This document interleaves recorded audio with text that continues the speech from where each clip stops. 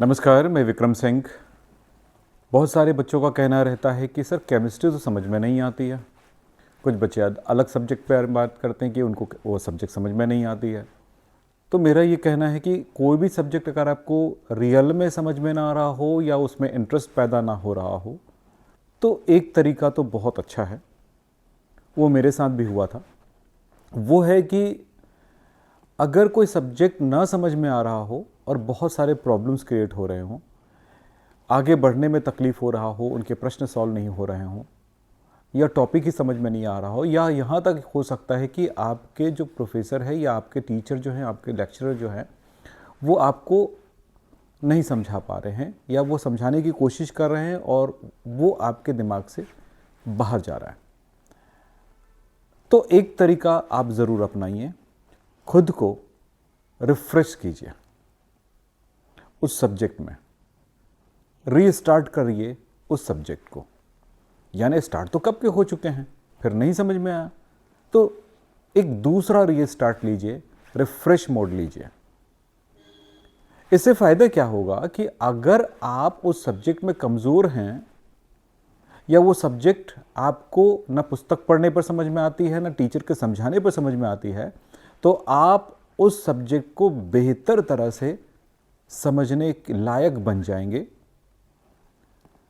आप अपने सिलेबस को समझने लायक बन जाएंगे, आप उस सब्जेक्ट को समझने लायक बन जाएंगे।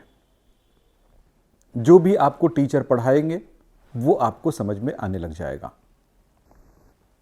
तो पहला क्या बोला मैंने, रीस्टार्ट मोड लीजिए, रीस्टार्ट करिए, रिफ्रेश करिए अपने आप को। इसके लिए क्या करना होगा, कुछ कदम उठाइए।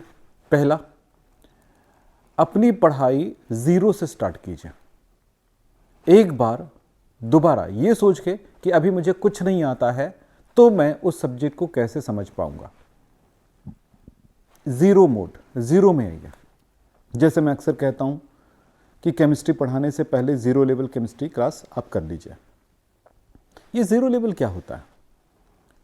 किसी चीज का जीरो लेवल, इसका मतलब है कि आप उस सब्जेक्ट की टर्मिनोलॉजी को समझते हैं, उनकी शब्दावली को समझने की कोशिश करते हैं, उन ऐसी चीज़ों को जानें जिसके जानने पर ही अगला चीज़ें समझ में आ जाए। जैसे अगर मुझे पढ़ना है न्यूज़पेपर, तो उस पेपर को पढ़ने लायक मुझे क ख ग घ आ ई ए बी सी डी 1 2 3 1 2 3 4 मुझे आना चाहिए। तो ये उसका ज़ीरो लेवल है। वैसे ही केमिस्ट्री को समझने के लिए आपको परमाणु, अणु, आयन, एटम, मॉलिक्यूल, आयन, उनके फॉर्मूले क्या हैं, उसका सूत्र क्या है, उसके कुछ कुछ छोटे मोटे रासायनिक सूत्र आने चाहिए, आवर्त सारणी याद होनी चाहिए। आवर्त सारणी को हम कैसे याद कर सकते हैं, उसके ट्रिक होते हैं। आपको इलेक्ट्रॉनिक विन्यास बनाने आना चाहिए। ऐसे ही छोटी छोटी बहुत सारी बातें हैं जिनको जानने से हमारी समझ डेवलप होगी। परमाणु जाने, एलिमेंट जाने यानी कि तत्व जाने, तत्व जानने के बाद उनकी संयोजकता पता होनी चाहिए। इलेक्ट्रॉनिक विन्यास के बारे में बात कर चुका हूं। केमिकल बॉन्डिंग यानी रासायनिक बंध आपको पता हो। फिर धीरे धीरे धीरे धीरे तत्वों को आवर्त सारणी के हिसाब से, अब जो आपने आवर्त सारणी जाना है उससे बहुत सारे फायदे होते हैं। किसी एक तत्व के बारे में जानकारी हो गई तो उसके पड़ोसी एलिमेंट्स के बारे में भी बहुत कुछ जानकारियां आपको होने लग जाएगी। जैसे मुझे सोडियम के बारे में कुछ जानकारी है तो सोडियम के नीचे पोटेशियम होता है, उनके बारे में भी मुझे सोडियम के जानने से पोटेशियम के बारे में मुझे बहुत सारी जानकारी हो जाती है। सोडियम को जानने से मैग्नीशियम, और मैग्नीशियम के नीचे कैल्शियम है, उसके बारे में भी काफ़ी जानकारी मुझे हो जाती है। इस तरह से क्या होता है कि आप जब शुरुआत करते हैं तो शुरुआत से उसको पकड़िए। अगर 11th की क्लास है तो आपने जीरो लेवल पढ़ने के बाद आप चैप्टर 1 पढ़िए लाइन से, यानी चैप्टर 1 के बाद चैप्टर 2, चैप्टर 2 के बाद चैप्टर 3 जाइए, चाहे 11th हो या 12th हो। आप एक बार लाइन से पढ़िए, उसके एक एक टॉपिक को लाइन से कवर करते जाइए। इसके लिए किसकी मदद लें? आप अपने शिक्षक का मदद ले सकते हैं, खुद आप रेगुलर पढ़ते जाएं, रेगुलर मेहनत करते जाएं, खुद से हो जाएगा। कुछ ऑनलाइन क्लासेस हैं, उनसे मदद लीजिए। यूट्यूब चैनल है, हम तो दे रहे हैं आपको फ्री में क्लासेस, उनसे मदद लीजिए। पैसे खर्च करने की ज़रूरत नहीं है, आप आराम से कर सकते हैं। बस आपको वो यूट्यूब चैनल खोलने आना चाहिए और आज क्या पढ़ें और कल क्या पढ़ना है उसे लाइन से प्लेलिस्ट से पढ़ते जाइए। आप लाइव में टाइम बर्बाद मत करिए, लाइव में चैट में टाइम बर्बाद मत करिए। लाइव में उसी के स्पीड में चलना पड़ता है जिस स्पीड में टीचर चल रहे हैं। आप वीडियो खोलिए, पढ़ते जाएं, नोट करते जाएं, थोड़ी देर पॉज कर ले, कुछ नोट करने का तो नोट करते जाएं और लिखते जाएं और उसे रिवाइज करते जाएं। वहीं पर रिवीजन हो जाएगा। वीडियो पॉज कर लें, रोक लें, दिमाग में जाएगा, फिर उसके बाद आगे कदम बढ़ाएं, फिर दिमाग में जाएगा, फिर आगे कदम बढ़ाएं। इस तरह से अपनी पढ़ाई आगे बढ़ाते जाइए। इससे क्या होगा, आपको बातें समझ में आने लग जाएंगी, आप बेहतर तरह समझने लग जाएंगे। फिर एक ही बात है कि मैंने जो कहा, जीरो लेवल से स्टार्ट करिए, चैप्टर वाइज चलिए, टॉपिक वाइज चलिए, इतनी बात कहा मैंने। दूसरी बातें हैं, कंसिस्टेंसी बनाए रखिए, यानी कि रेगुलर होइए। ये नहीं कि आज पढ़ लिए, 2 दिन पढ़ लिए, 3 दिन पढ़ लिए, उसके बाद आपने अपने आप को रोक दिया, या चलो आराम कर लेते हैं या छोड़ देते हैं यार, अगले स्टेप में पढ़ेंगे। अब इतना तो समझ गए यार, इस चैप्टर को छोड़ो, अगले चैप्टर में चले जाते हैं। क्योंकि हमारे जो ऑनलाइन की क्लास है या हमारी ट्यूशन क्लास है वो चैप्टर नंबर 8 चला रहे हैं। वो 8 नहीं समझ में आएगा, क्योंकि आप जब तक आपकी शुरुआत अच्छी नहीं होगी तब तक 8 नहीं समझ में आएगा। इसलिए बोलता हूँ, जब भी आप तैयारी शुरू करते हैं रिफ्रेश करिए, यानी शुरुआत हमेशा ज़ीरो से करिए। आपकी समझ इतनी हो जाएगी कि आप हर चैप्टर को समझने लग जाएंगे, आपके टीचर के द्वारा पढ़ाई गई चीज़ों को समझने लग जाएंगे, आप पुस्तक को समझने लग जाएंगे, आपसे प्रश्न बनने लग जाएंगे। आपको फॉर्मूला बनाना, रिएक्शन बनाना, उनके प्रश्नों को हल करना, उसका न्यूमेरिकल हल करना, हर चीज़ आने लग जाएगा।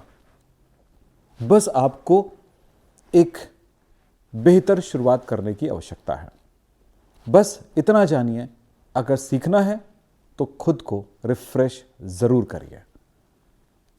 आप सबसे बेहतर बनना चाहते हैं, आपको लगता है कि आप कमज़ोर हैं, तो आपकी कमज़ोरी आपकी उन्हीं बेसिक चीज़ों में छुपी हुई है कि आपको बेसिक नहीं आती, इसलिए आपको मेन कोर्स आपको नहीं आता है, मेन क्लास नहीं आता है, टीचर समझ में नहीं आता, टीचर के द्वारा पढ़ाई गई चीज़ें समझ में नहीं आती, पुस्तक में लिखी हुई बातें समझ में नहीं आती है, नए प्रश्न आते हैं तो हल नहीं कर पाते हैं।